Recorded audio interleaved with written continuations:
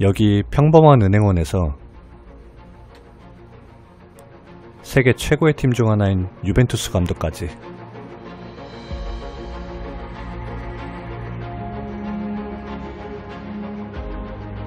Siamo qui per dare il benvenuto a Maurizio Sarri, il nostro nuovo tecnico.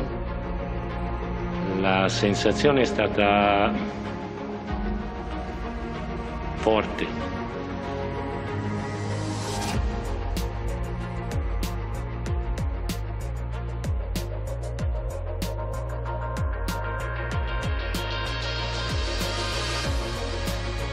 정말 축구 하나만을 바라보고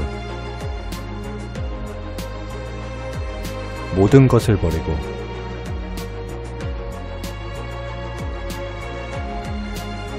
뒤늦은 나이에 도전한 한 남자의 이야기를 들려드리려 합니다.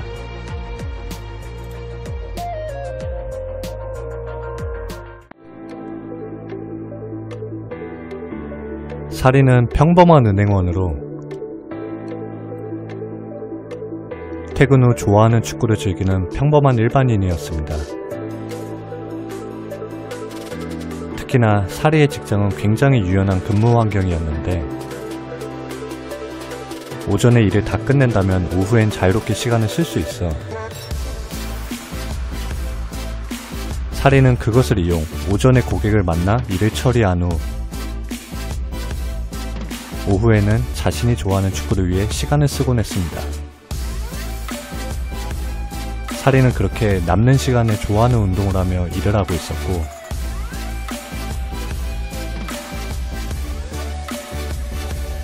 그의 나이는 31살을 가리키고 있었고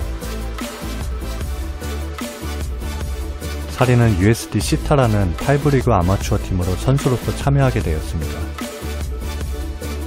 여기서 그의 운명이 서서히 바뀌기 시작합니다. 사리가 팀에 들어온 후 몇 개월 후 팀 감독은 경질을 당하게 되고 사리는 구단에 자신이 코칭 스태프로 참여 가능한지 물었습니다. 사리는 본격적으로 코칭 스태프의 길을 걷게 됩니다. 물론 아직까진 선수경 감독이었습니다.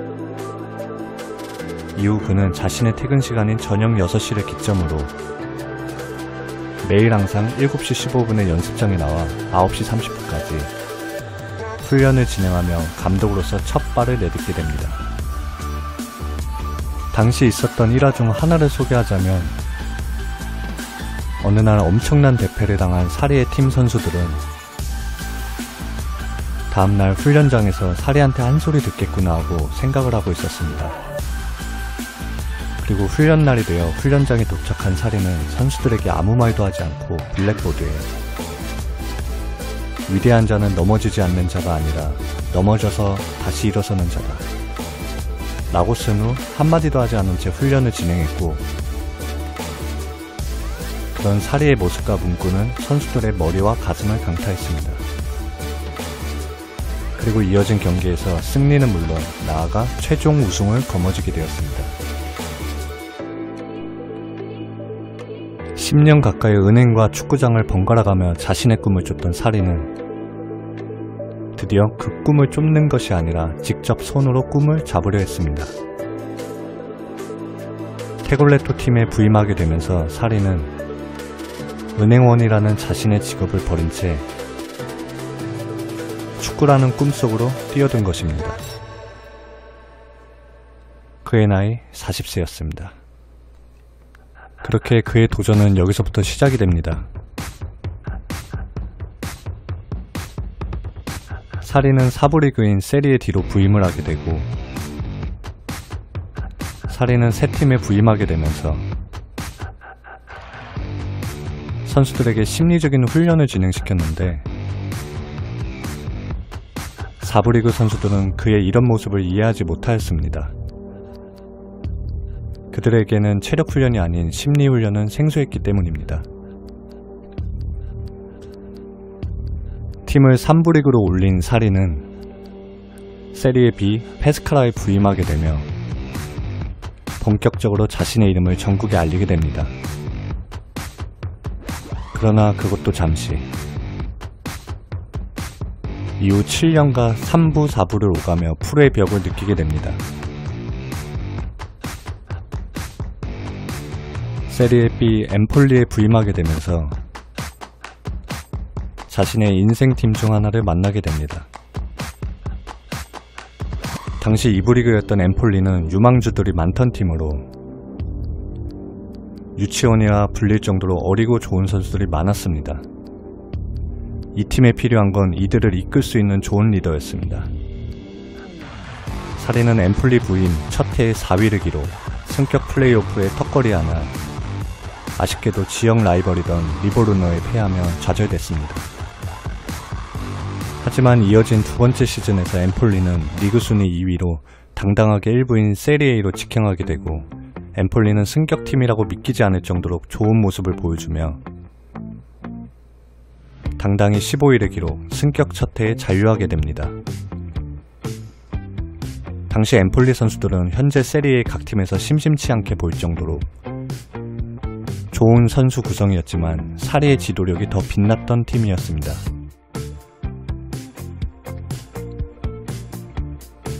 자신의 생일을 하루 지난 1월 11일 사리는 엠폴리를 떠나 지금의 사리를 잇게 한 마라도나의 나폴리와 계약하게 됩니다. 당시 나폴리는 챔피언스리그 진출에 실패하면서 스페인 커넥션을 구축하고 레알로 떠난 배법사 베니테즈 후임으로 사리를 데려왔습니다. 그러나 많은 논란이 있었습니다. 1부 리그 경험이라곤 엠폴리를 한 시즌이 전부인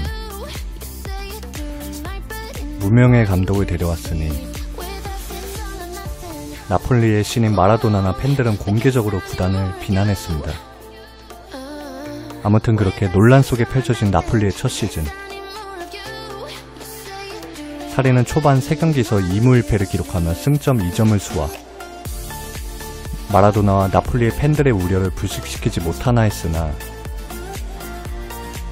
그러나 사리는 전술을 바꾸며 당시 팀의 스트라이커였던 이과인을 필두로 4-3-3 삼지창 전술을 구사하기 시작했습니다. 당시 세계 축구 트렌드는 4-3-2-1이나 4-2-3-1 등 두터운 중원을 가지며 수비 시 순식간에 9명의 선수가 수비로 전환될 수 있고 안정적으로 볼 소유 및 배급에 좋은 전술이 주류였습니다.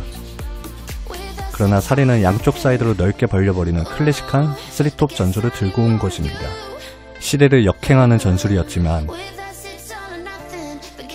놀랍게도 전 시즌 베니테즈가 얻은 승점보다 무려 19점이나 많은 리그 내 적수가 없었던 유벤투스의 9점차 뒤진 2위로 시즌을 마무리했습니다. 마라도나는 이후 공개적으로 자신의 성과안을 사과했습니다.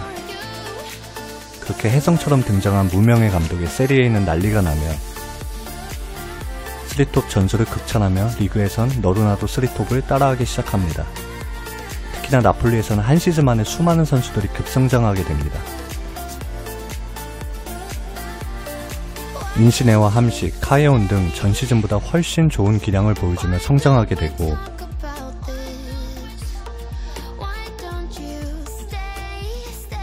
그중 스트라이커인 이과인은 전 시즌 기록한 18골의 2배인 36골을 습격하며 압도적인 득점왕을 수상하게 됩니다.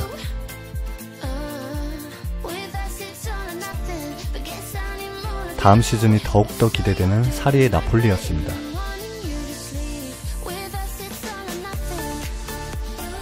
그러나 기쁨도 잠시. 역대급 득점 퍼포먼스를 뽐낸 이과인은 우승팀 유벤투스로 이적을 하게 됩니다. 핵심 공격수 이과인의 이적으로 인해 사리는 고민에 빠지게 됩니다. 고민에 고민을 거듭하던 사리는